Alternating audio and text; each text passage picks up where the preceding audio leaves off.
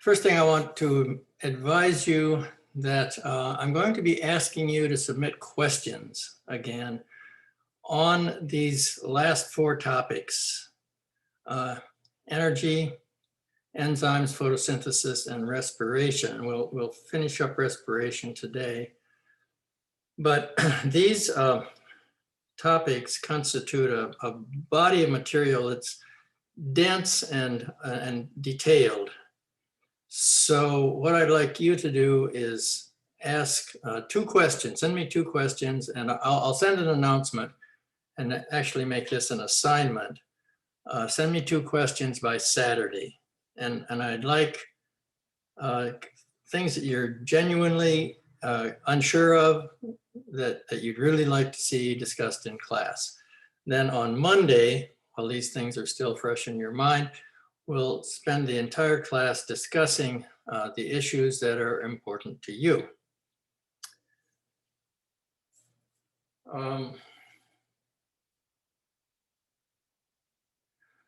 Those of you who have not confirmed the membership in your cystic fibrosis project yet, we need to know by the end of this week if you have a full contingent of 3 members for your group. And if you don't, let me know and we'll make some adjustments. But I've let people know that if they can't confirm their participation by the end of the week, we're going to move on without them.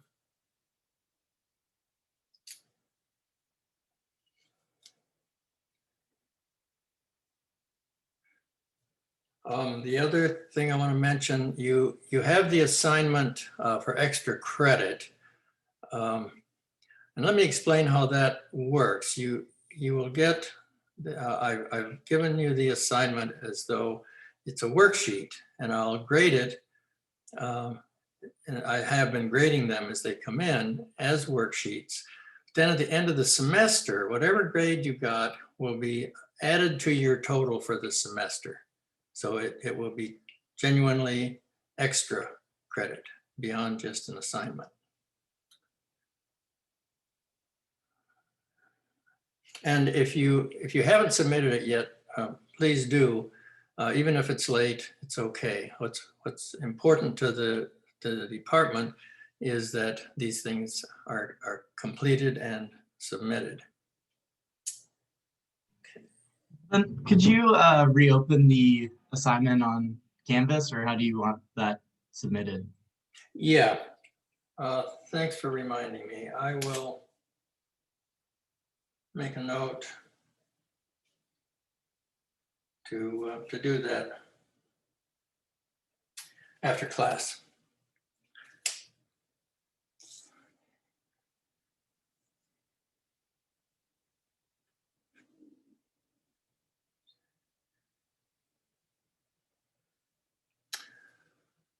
Okay. Now I'd like to share my screen with you and go over the test that you took on Monday.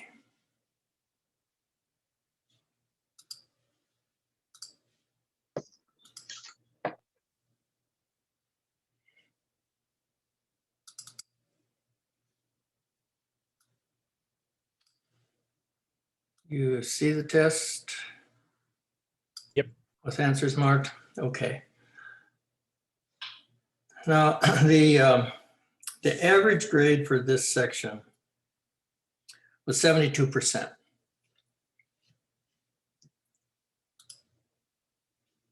The grades range from a high of 100% to a low of 23. 7 people got 90% or greater. So that's 30%. That's about a third of the class got 90% or greater, which tells me that those people understand the material reasonably well. But that leaves 70% of the class with a lesser understanding of the material. And that's why I want to spend time today going over the test, making sure that, well, two things. One, that people understand what the answers are and why, but more importantly, where the questions came from and what can you learn from this to prepare you to study for future tests. And future, I mean, we have one or two quizzes coming up. We have a test 4, which will cover the last section of the semester. And then we have a final exam, which will be on June 2. So write that down, and I'll send that as an announcement too. That June 2 is the date scheduled for the final. So you'll have all day on June 2 to complete the final exam. Okay, any questions about the announcements I've made so far? Which thing are you reopening? I'm sorry, I missed that. The extra credit student learning on Oh, the thing that was due yesterday. yeah, cell division. Yeah, so I'd still like that submitted if you haven't. And I will reopen it so that you can have access to it. All right, let's look at test 3. And what I've done here is given you the correct answers and then where the question came from and how, if you had prepared, if you did prepare, you would know the answers here. So the first question, in oxidation reduction reactions, which of these statements are true?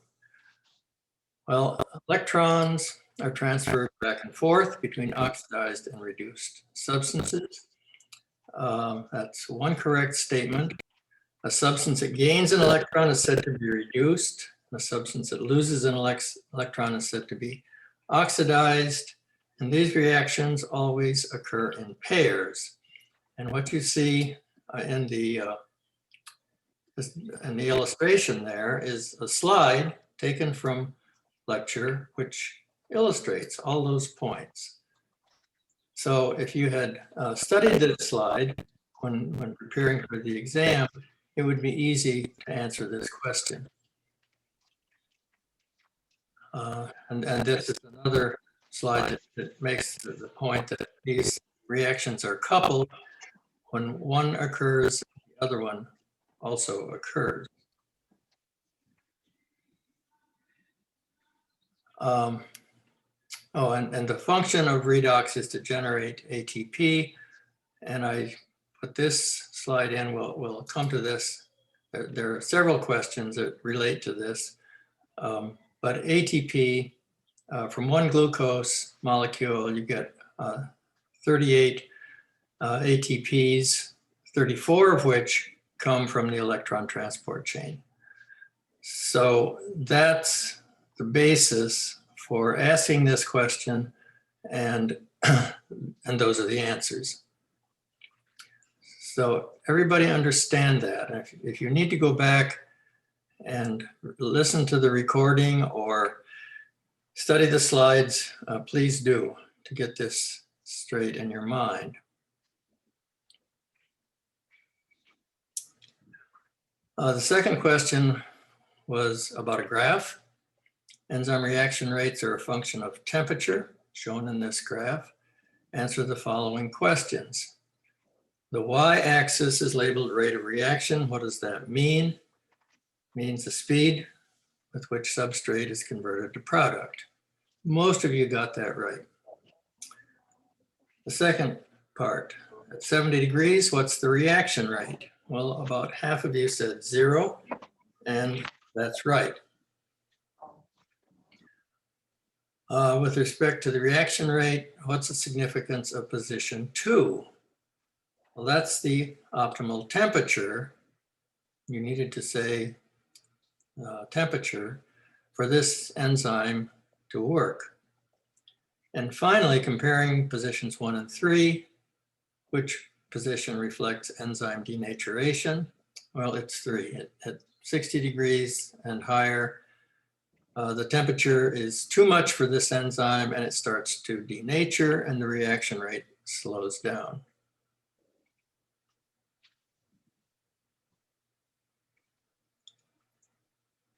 And that we had a number of examples of the use of graphs.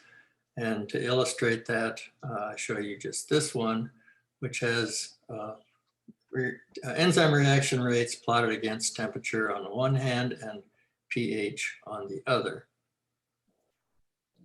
We'll come back to this point again later. What are the things that denature enzymes? Temperature, pH, and salt concentration, all three of them, if they're at the wrong point, they will denature enzymes. Professor, can I ask a quick question? Yeah. It was about the graphs comparing points 1 and 3 on which one's denatured. So is one not denatured even though it's not at the optimal temperature? That's correct. It's not denatured. So the tertiary structure would be just fine, anywhere between 0 and 50. But the rate of the reaction, because the temperature is not optimal, at point 1, the rate of the reaction is slower than at position 2, simply because the enzyme does not convert substrate to product very fast at 30 degrees. Okay, thank you. Okay, anything else? What cellular processes can introduce variation into the genomes of living organisms? Well, the processes, the right answers are here: mutation, crossing over, random assortment, and fertilization. Well, what I'd like to emphasize is where that... Excuse me, Professor. Yeah. For this question, why DNA replication is not one of them introduced to variation? Why DNA replication is not one of them? Is one of the right answer. Why isn't it? Yeah, why isn't it? Okay, good question. Anybody have an answer for that? Is that because replication is like making a copy versus a direct copy rather than a new variant? Yeah, that's a good way to look at it. Your replication is not mutagenic. So mutations can occur during replication, but those are mutations. It's not the replication process itself. In fact, if you remember the cell cycle, G2 specifically looks for errors in replication and repairs them.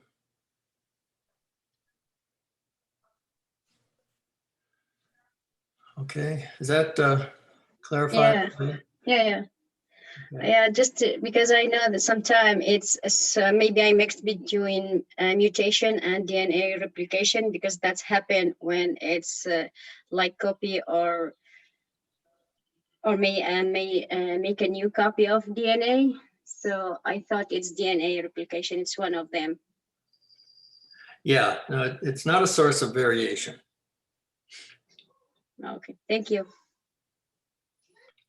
Right, anything else?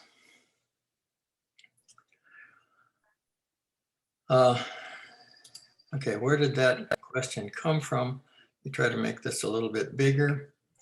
From this slide, 3 sources of genetic variation, and this is without mutation. So mutation is one source, but then meiosis is 2 very important sources due to crossing over and independent assortment. And just to briefly review those, crossing over only occurs in the first meiotic division, in meiosis 1 and prophase. And the reason it does is because that's when tetrads form. Oh yeah. You mute your mic, please. For sure. For sure.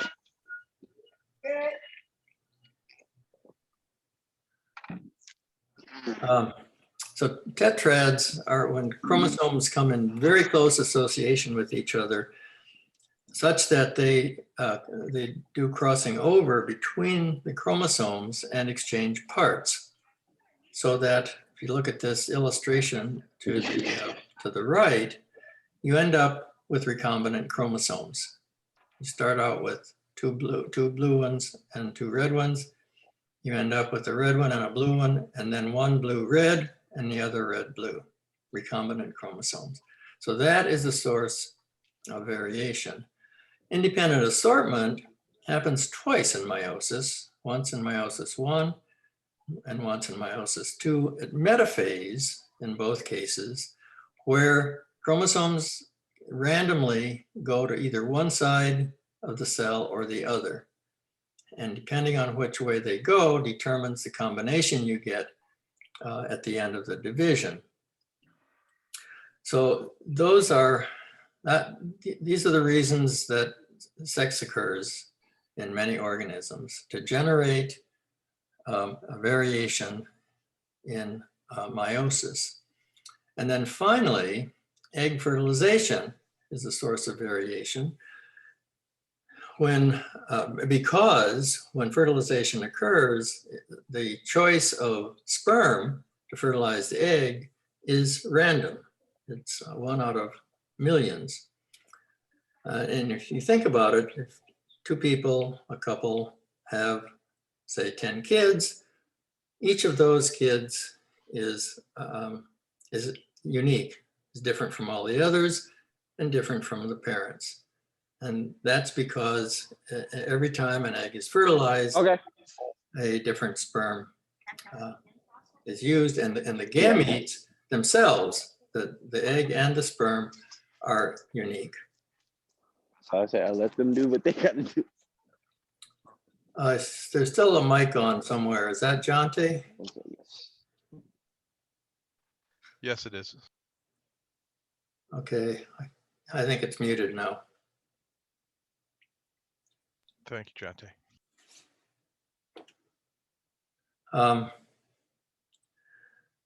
Okay, the next question was match the term with its definition. The reason this is important, it may look like just rote memorization, and to some extent it is, but why is it important? Because if you want to discuss a process, you have to understand the language of that process. You can't understand it until you know what the words mean. And because of that, I had given you this summary at the end of that slide set in which all of these terms were defined. And I made the statement, in order to think about genetics and to discuss it, you must know the language. So you have to know what the terms mean. All of the responses in this question are given in this list. So if you, in studying for this test, if you spend a little time looking at this summary and thinking about the definitions of these terms, it would be fairly easy for you to answer this question. So a few of you got them all right. A few of you didn't get any of them right, and others fell in between. The point is that it's very important to know these definitions, and they're all given correctly here, including in preparation for a future test, in other words, the final. A question like this could very readily come up on the final exam. Excuse me, teacher, I have a question about the previous question. Allele means alternative of a gene. Alternative Maybe. forms of a gene, yeah. Yeah. What does it mean exactly? I didn't got that one. Okay, think of a locus, say, for tall versus short. As that trait, tall versus short, is determined by a single locus, and we can call it T. Well, the dominant, there are two alleles at that locus, a dominant one and a recessive one. They're the same gene, but they determine different phenotypes. Each allele has its own phenotype. Okay, okay, thank you. So that's my explanation. Anyone else have another way to explain that?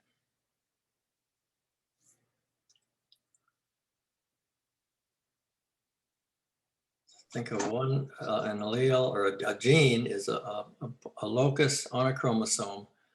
And in a diploid organism, there are two alleles at that gene, and they can be the same allele or they can be different alleles.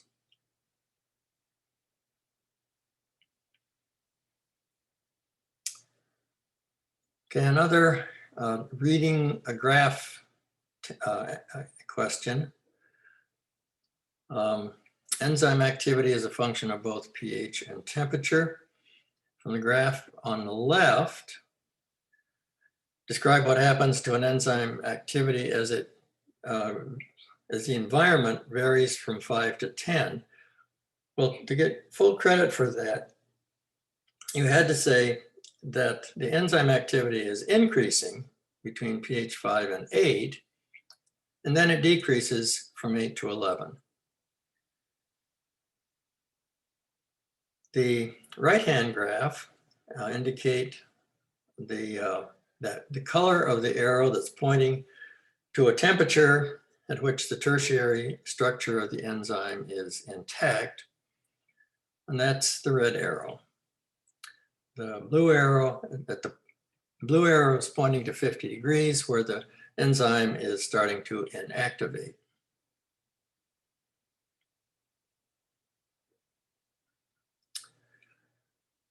Okay, the next question, I had promised you that you would have Mendelian inheritance questions, and you did. This is a very simple one. It's a monohybrid cross, a true breeding tall plant crossed with a true breeding short plant. So you read that, what does true breeding mean? Doesn't true breeding mean it's like homozygous for both alleles? Yeah, it's been inbred to the point that it's homozygous at all alleles. So you can assume, or you know, that the locus you're talking about is homozygous.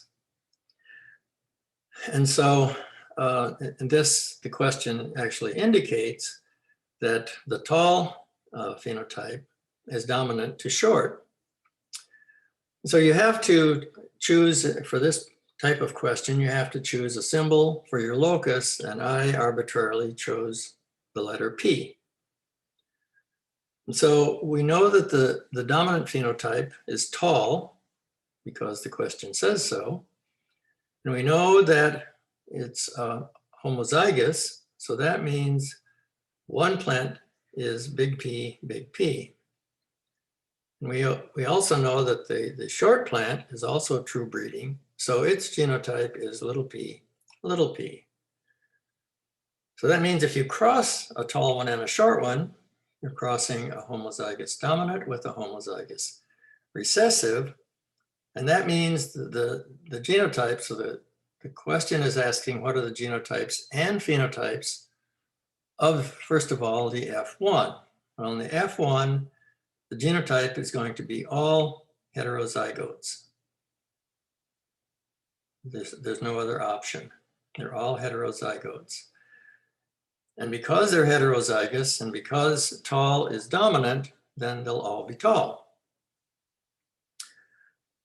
Now the F1s, when they produce gametes, they can produce either big P gametes or little p gametes.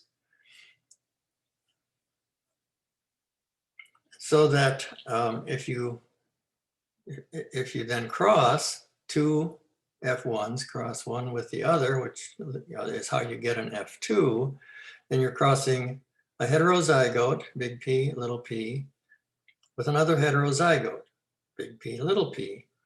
And if you work out the Punnett square, you get one homozygous dominant, two heterozygotes, and one homozygous recessive. So those are the genotypes, 1 to 2 to 1. The phenotypes then would be 3 tall and 1 short.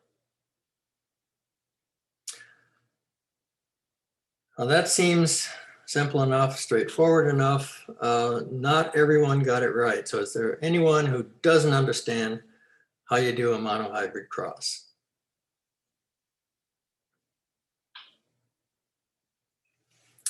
Okay, it'll come up again, so make sure you know how to do it. Choose correct statements from among the following. All enzymes are proteins, but not all proteins are enzymes. That's true.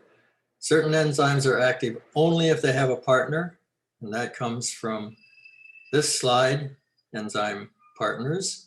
Most enzymes need either a cofactor or a coenzyme or a prosthetic group in order to be active. And enzymes with quaternary structure are composed of more than one polypeptide chain.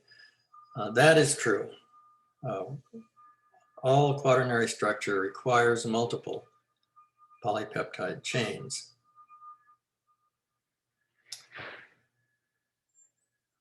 Which of the following is the correct order of events in mitosis? Well, this comes from this slide, which was shown in the cell division slide set. So I gave a number of different sequences, and it turns out the right one is chromosomes condense, and they line up at the center. They go to opposite poles, they arrive at the poles, and then the cell divides. So I scrambled that sequence 3 different ways to give you the choice of wrong answers.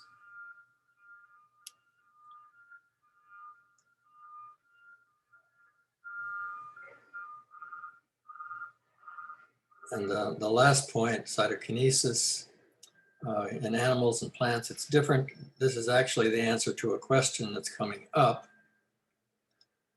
And then we come to number 9, a sex-linked trait. Color blindness is sex-linked. So a male who is colorblind has children with a woman who's a carrier for color blindness. What is the likelihood their children will be colorblind? So what does it mean to be a carrier? They have the allele, but they don't have, it doesn't affect them, but they still carry the allele. Yeah, that's right. So carrier is symptomless, but they have the mutation. So how does this tell us then about the genotypes of the male and the female here? Well, we know that the male is colorblind. And we know that his mutation, we know that this is sex-linked, but his mutation isn't on the Y chromosome because the female has it, and females don't have Y chromosomes. So therefore, the male genotype must be, I've indicated a mutation with a star, the male is X star Y. So the gametes that the male can make, the sperm can be either X star or Y. And we know that the female is a carrier. She doesn't have the symptoms. And the female has 2 X's, so that means one of her X's is mutant and the other one is normal. So the gametes the female can make are X and X star. If you plot those out in a Punnett square, have the male X star Y crossed with the female X star. And what you get are two X, you get one X star, one X star, and then two males, one of which carries a mutation and is colorblind, and the other doesn't. Only of the two female types, only one of them is colorblind. Only one of them has a mutation on each X. And to be colorblind, a female has to have two mutations. So the answer is 50%. Half the male, half the I have a female. question. I Yeah. thought women can't be colorblind, only men. Is that true or no? It's not true. Okay, never mind. Yeah, yeah, color blindness, and assuming that this question is stated correctly, color blindness affects both men and women. Anyone else know anything about color blindness? There's multiple types: deuteranopia, tritanopia, and a couple others. But what about with respect to gender?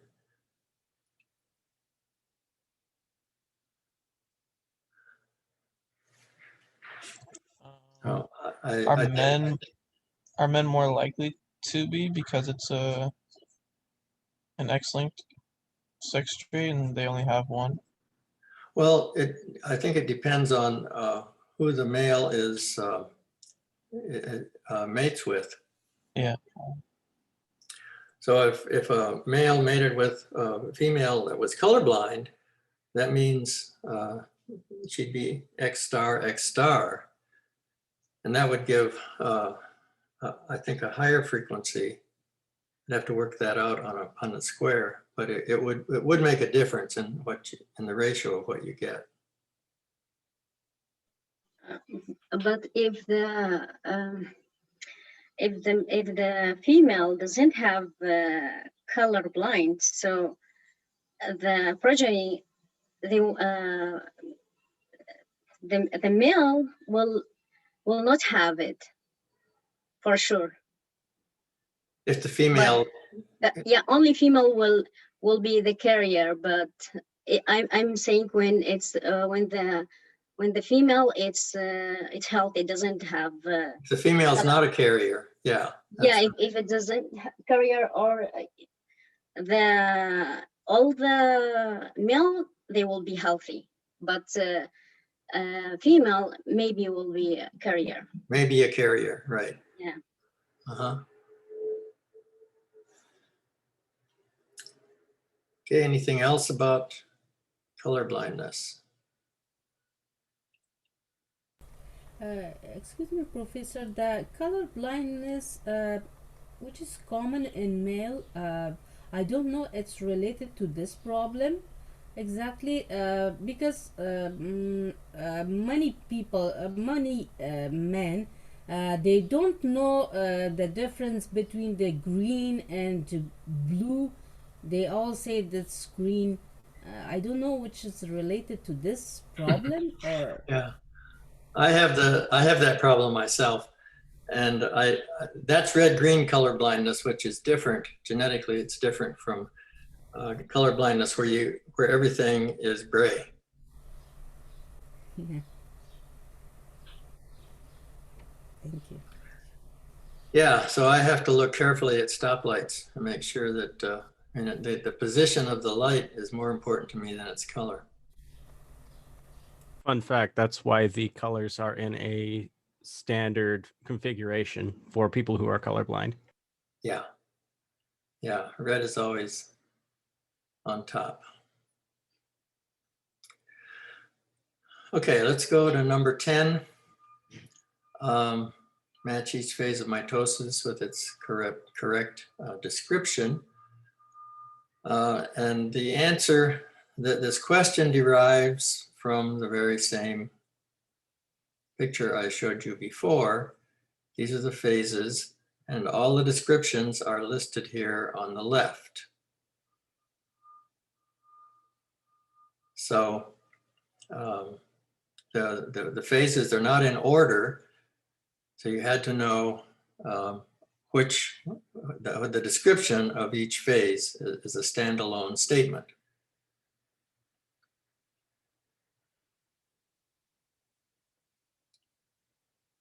Okay, the next question. Gregor Mendel was the first to demonstrate the existence of genes. What two things did he do that no one else had done before him, which enabled him to be successful? About half of you got this, and I want to emphasize, and I have emphasized this over and over in class, that the genius of Mendel is that he had the insight that he had to start with purebred lines before it would make any sense. And to find out where the one trait disappeared, he had to cross the progeny with each other. And then, sure enough, there was the recessive trait. And that's where the concept of dominance and recessiveness came from. And that was emphasized over and over. But if you look at this summary slide, right at the top, the keys to Mendel's success, inbreeding, and F2s.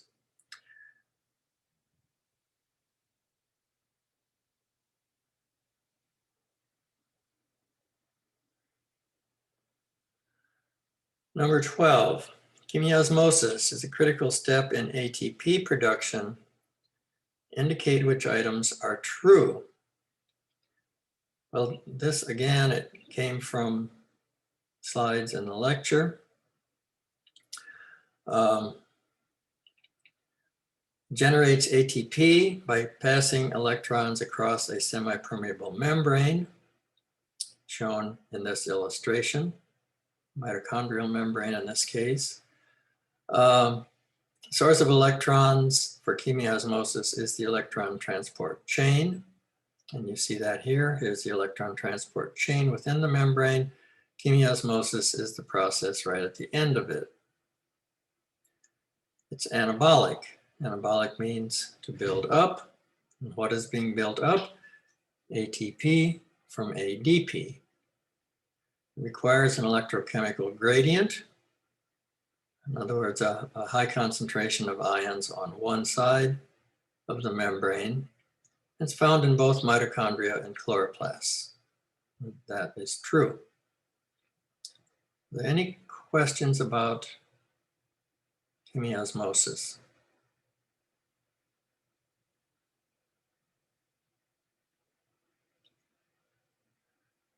Okay, what event leads to a diploid cell in a life cycle?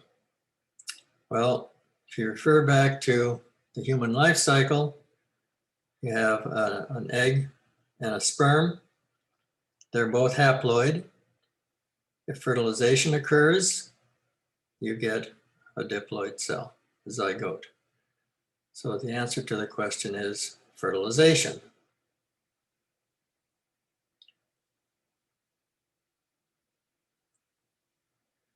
Okay, the next question, I made it more elaborate than it really had to be, but it all has to do, it goes back to the electromagnetic spectrum.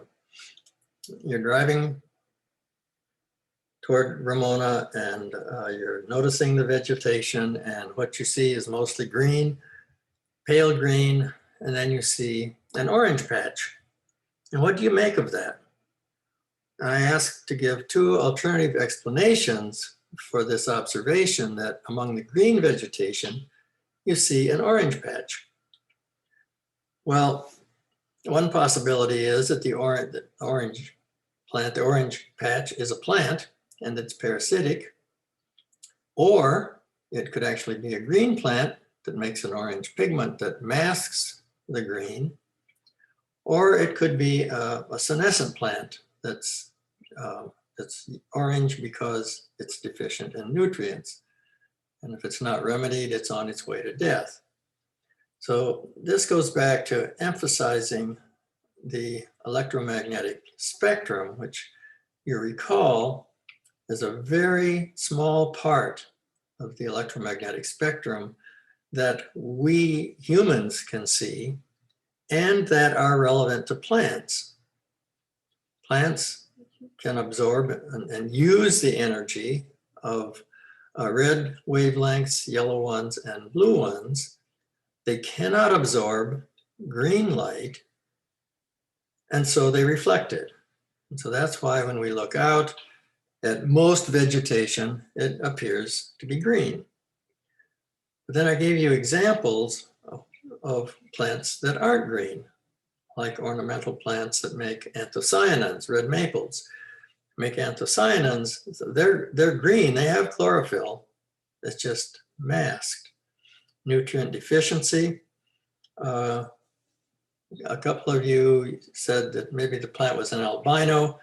That wasn't an acceptable answer for a couple of reasons. One is, first of all, an albino is pure white. And secondly, the only way an albino could be surviving in nature is if somebody's going out every day and watering it with a sugar solution.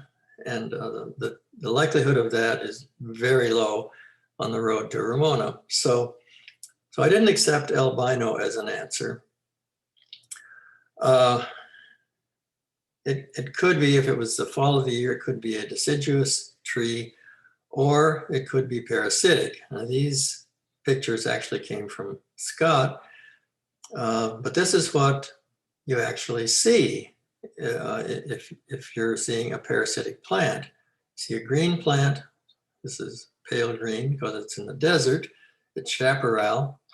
This yellow patch is a parasitic plant, which has no chlorophyll of its own. It's a parasite. It depends entirely on a green plant to provide it with nutrients. So those are the possible answers that I accepted for that question.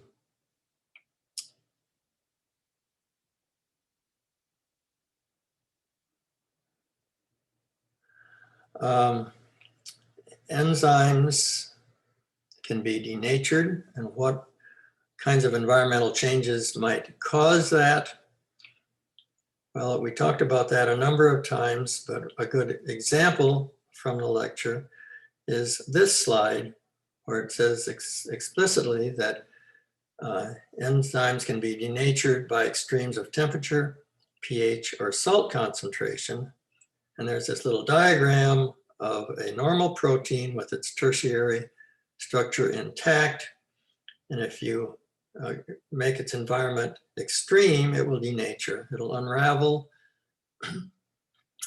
into its single chain polypeptide form, in which case it has no enzyme activity at all.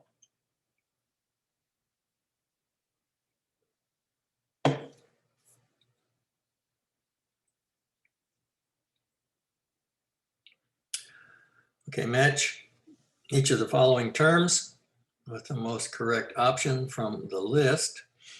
Codominance. Heterozygotes display both phenotypes simultaneously. Incomplete dominance. Heterozygotes display a blended phenotype. If you remember, the pink carnation, or excuse me, the white carnation crossed with red, and the heterozygote was pink. That's incomplete dominance. And finally, complete dominance is where the heterozygote has only the dominant phenotype. And that question came directly from this slide where the definitions are given.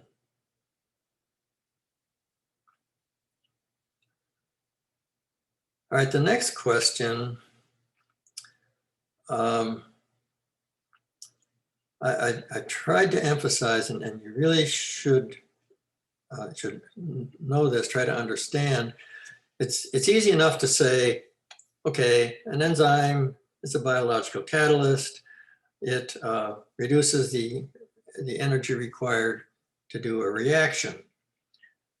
But you have to ask the question, how does it actually do that? How does it lower the activation energy?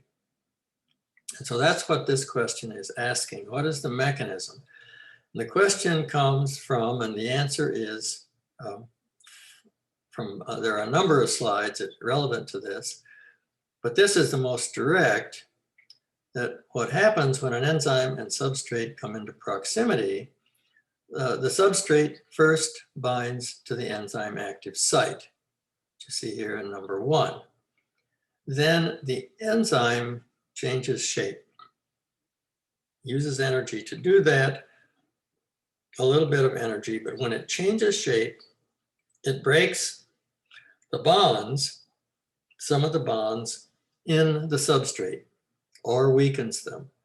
So that in this case, where you're converting a substrate with one component into a product with two components, the bonds break in order to yield the products. So on this list, the correct answers are binding of substrate to the active site, the enzyme changes shape, the bonds in the substrate are broken or weakened, and then the products are released. So is that clear? Does everybody understand what the mechanism is by which an enzyme works? Yes, teacher, about the changing the shape of enzyme. When we look, the all shape of enzyme in these 3 pictures are the same. How they change their shape?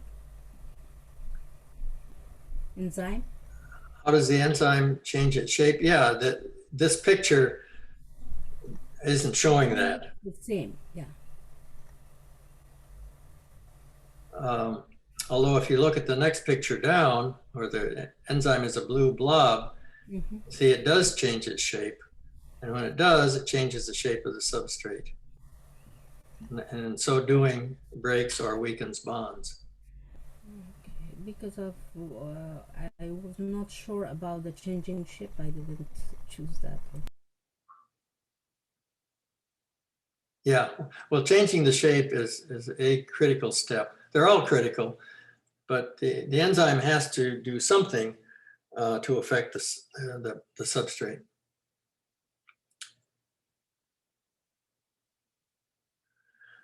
Okay, next question. Metabolism is regulated by inhibiting the activity of enzymes at points in time when they're not needed. And this is such a critical point about biology.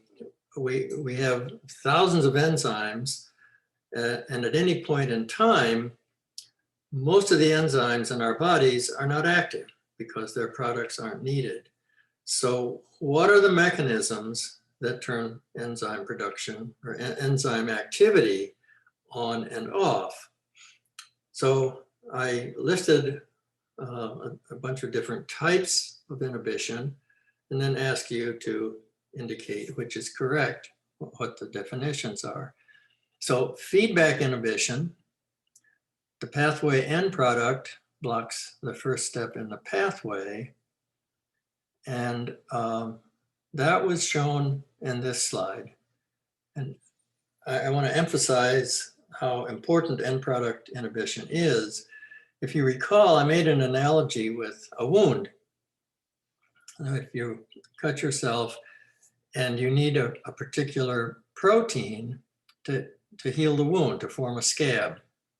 Well, immediately after you cut yourself, there's going to be a huge demand for this end product of this pathway. You need a lot of this protein to help heal the wound.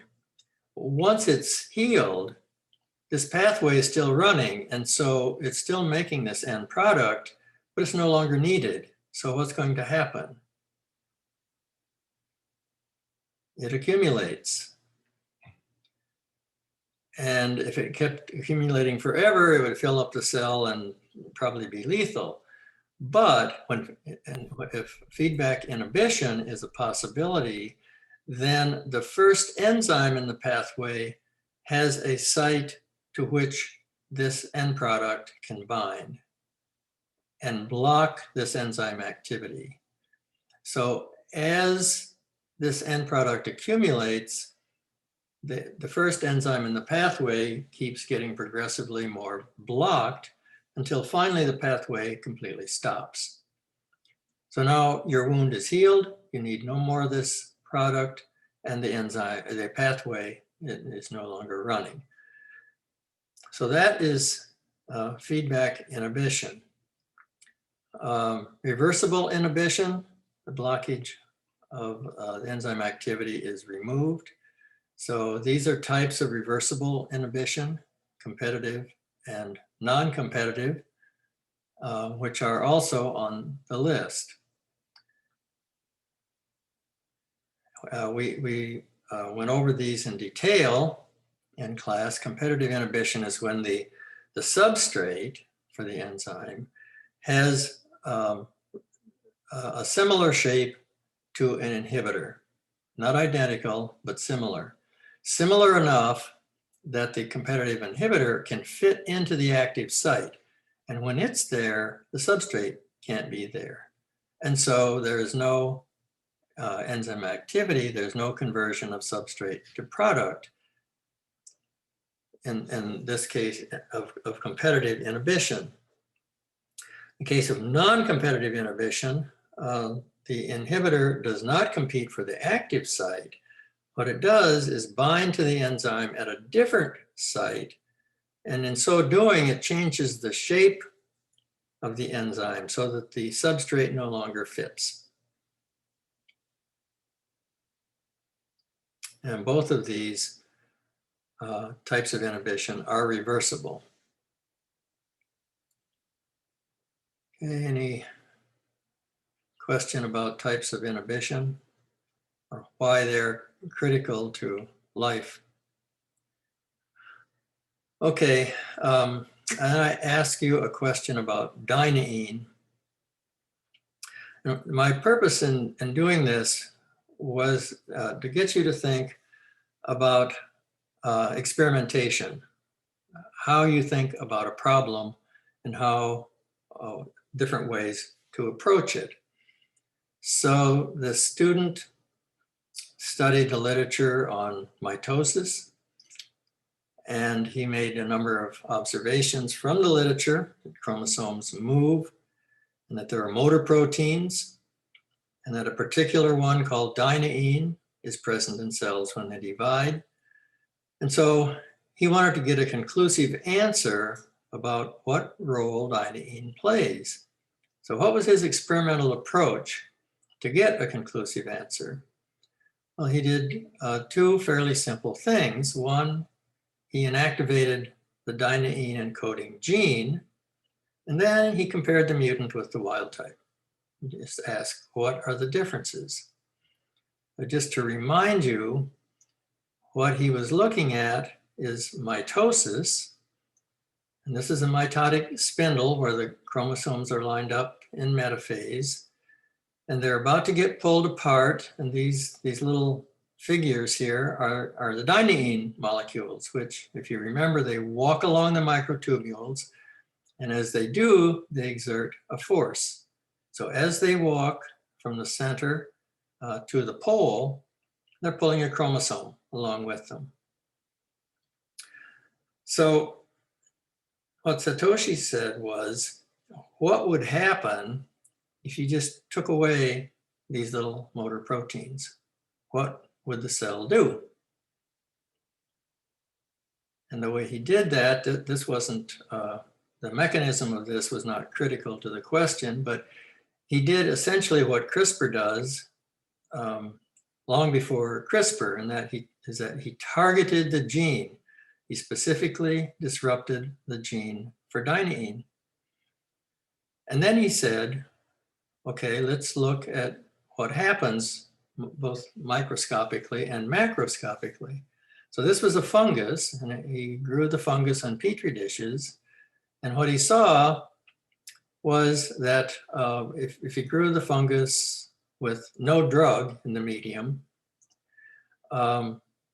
it grew normally, but the mutant was really sick, could hardly grow at all. And what's missing? Dynein. And of course, in the presence of the drug, both the mutant and the control could still grow. Wild type couldn't grow because it wasn't resistant to the drug. So that's what he saw when he just looked at the fungus. And if you remember, when I described this the first time, for months, Satoshi was throwing away his mutant because he was looking for something that looked like his fungus, when in fact he had to wait weeks for this little sick little mutant to grow enough to actually be visible. But then when he looked under a microscope, he saw a number of things, but the thing that's most critical here is that when he looked at nuclear movement, in the mutant, there was no movement, whereas in wild type, movement of nuclei is very fast.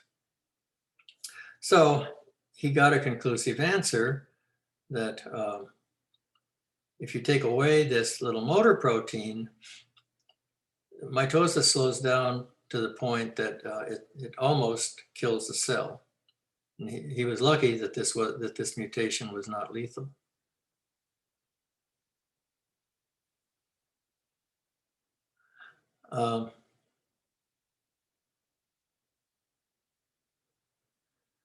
So the next question, 20, is what's the relationship between natural selection and meiosis? In what way are meiosis and natural selection related? Well, I was referring here to this slide on the relationship between Darwin and Mendel. Darwin established natural selection as the force controlling speciation. Mendel provided the rules, the basis of variation that underlie natural selection. So the answer I was looking for, and I accepted a lot of variations on this, but meiosis can generate variant organisms, and natural selection sorts among them to identify those most fit for any new environmental niches that arise as a result of changing conditions on the planet.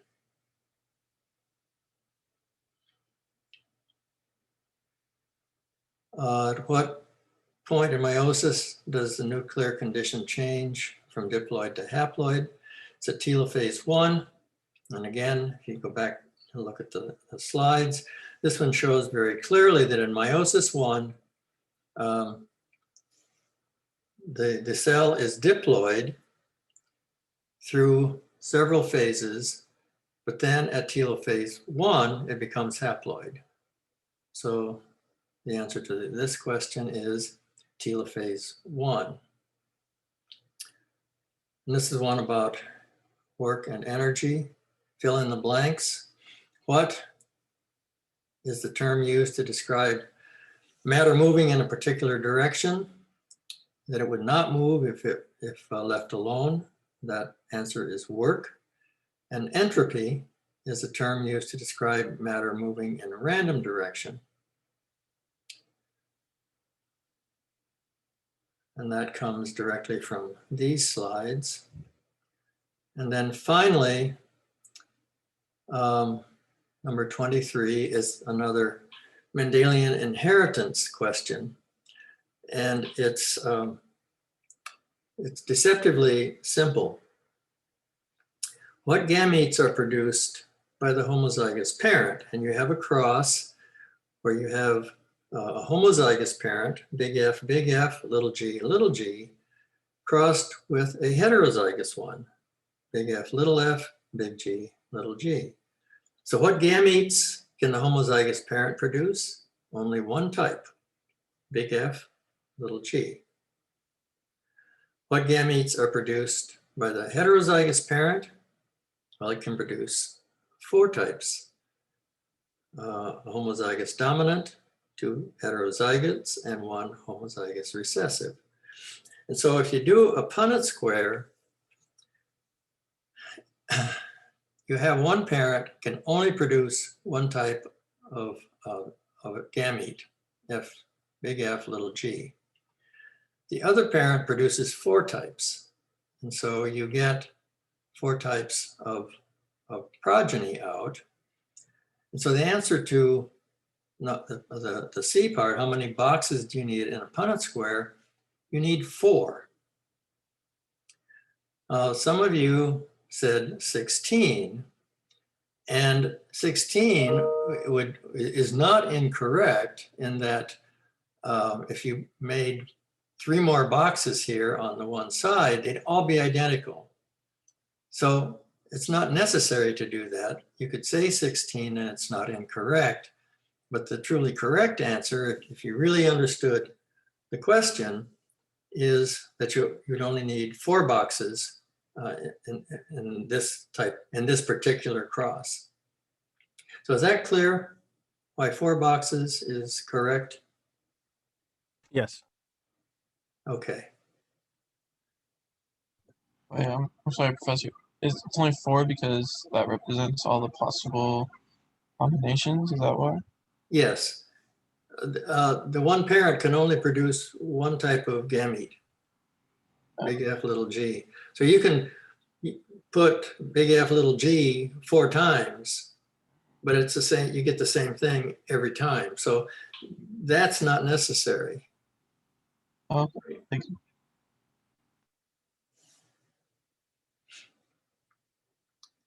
Okay.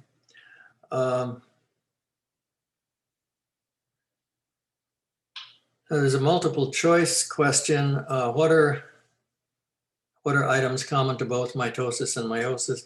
Now this question actually came from one of your worksheets. And I made a copy of the part of that worksheet that showed the processes that are in common. DNA is replicated in interphase, occurs in both meiosis and mitosis. They both occur in eukaryotic cells. Sister chromatids separate at anaphase in both cases. Chromosome condenses into chromosomes, and in each case, they have a metaphase. Now again, this was taken directly from the worksheet. And finally, I asked you to describe cytokinesis in both animal and plant cells. I was looking for an indication of a contractile ring in animal cells and a cell plate in the case of plant cells. So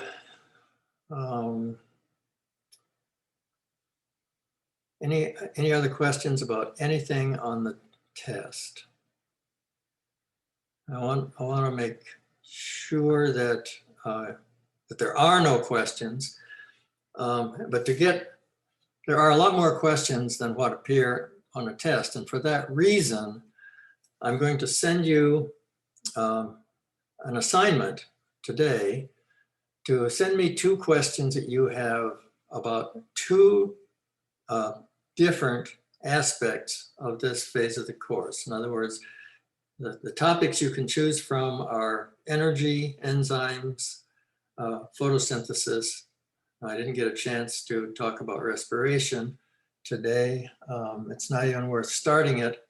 But those 3 topics, send them to me by Saturday. And again, I'll give you credit for asking questions. But I'd like to spend class time on Monday addressing the questions that you have, and make sure that you ask questions that about things that you truly don't understand, you truly have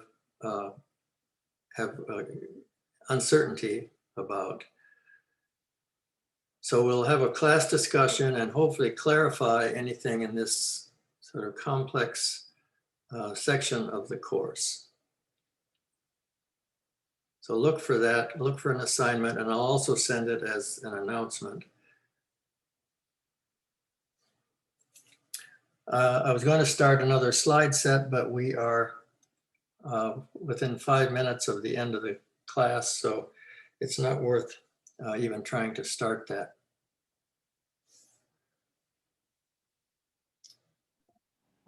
Professor, can I ask a question? When is our next quiz and then possibly our next test? Did you say it was going to be our final? No, we have another test, and I have a tentative schedule for that, but don't put this in stone because it could change.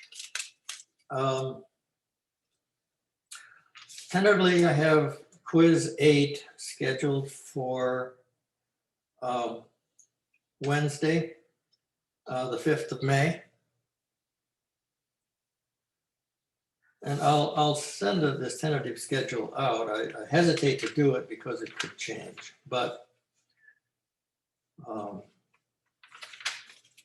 the test 4 I have scheduled for Monday, May 24th. And then on Wednesday, the 26th, is when your cystic fibrosis projects are due. And on that topic, any of you who don't have confirmed membership in your group, it's got to be finalized by the end of this week. Anybody who is not participating actively by the end of this week will go without them. So let me know. Some of you already have, and I have sent inquiries out. And if we don't get positive responses back, we'll just have to go without whoever doesn't respond. Teacher, I have a question regarding to our project. We should make the all notes or information that we collected and some pages or documents. We should make it before make slides for project. Yeah. You need to assemble the information that you have and then illustrate that on PowerPoint slides and make it into an 8-minute presentation. And that's another issue. Most groups have not yet scheduled time for a preview, I think. How do we do that again? With Scott. Scott's going to do the previews. And Scott, are you still with us? Do we have to go to the workshop and schedule them, or is there a survey or something we fill out? Scott's still with us. Can you answer that?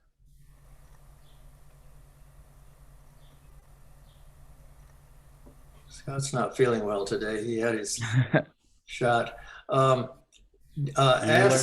Ask him.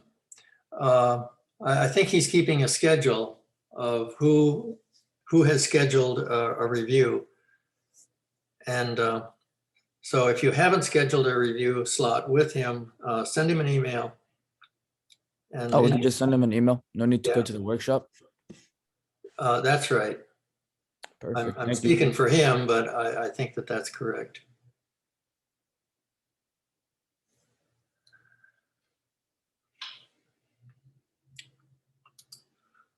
Okay, anything else? I'll stop sharing my screen. And on a Monday, we're going to spend the entire class period talking about the subject matter of the last 3 topics. And if we have time, we'll also talk about the slide set on respiration. That slide set is still in the works, but if I get it done, I'll put it in Canvas.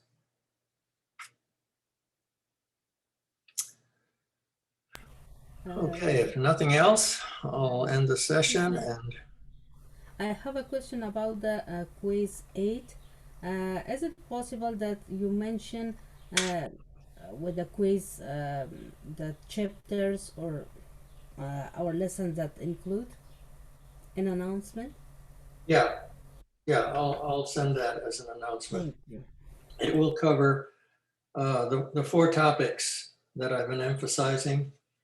enzymes, energy, photosynthesis, and respiration. These 4 topics all are interrelated.